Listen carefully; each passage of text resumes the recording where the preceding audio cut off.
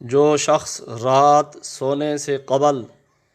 نماز جیسا وضو کرے اور داہنی کروٹ لیٹ کر مندرجہ ذیل دعا پڑھے اور یہ دعا اس کا آخری کلام ہو، یعنی رات کے اعمال و دعاؤں وغیرہ میں اس کو سب سے آخر میں پڑھے تو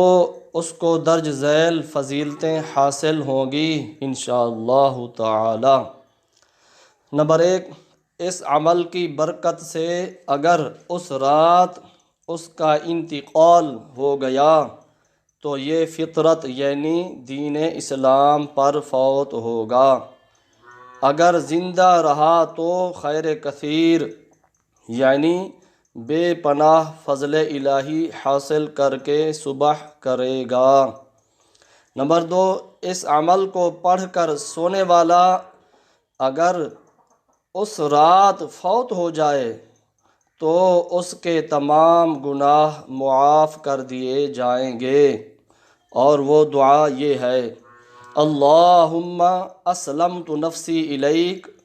ووجہت وجہی الیک وفوضت امری الیک والجأت ظہری الیک رغبتا ورہبتا الیک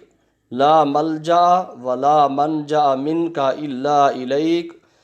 آمنت بکتابک الذی انزلت وبنبیک الذی ارسلت، یعنی اے اللہ، میں نے اپنی جان تیرے سپرد کر دی اور اپنا رخ تیری طرف موڑ دیا اور اپنا معاملہ تیرے سپرد کر دیا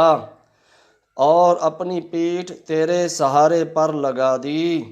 تیری طرف رغبت کی وجہ سے اور تجھ سے ڈر کر تیرے سوا کوئی پناہ اور نجات کی جگہ نہیں۔ میں تیری کتاب پر ایمان لایا جو تو نے نازل کی، اور تیرے نبی پر ایمان لایا جو تو نے بھیجے۔ حضرت برہ بن عازب رضی اللہ تعالی عنہ کہتے ہیں، میں نے اس دعا کو آخری الفاظ میں وَبِنَبِيِّكَ الَّذِي أَرْسَلْتَ کی جگہ وَبِرَسُولِكَ الَّذِي أَرْسَلْتَ کہہ دیا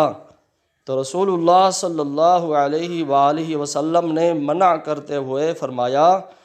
اسی طرح کہو جس طرح بتایا۔ لہٰذا علماء فرماتے ہیں کہ مسنون دعائیں اور اذکار جو منقول ہوں انہیں اسی طرح پڑھا جائے جس طرح منقول ہوئے ہیں، کہ اسی میں زیادہ برکت ہے۔ واللہ اعلم بالصواب۔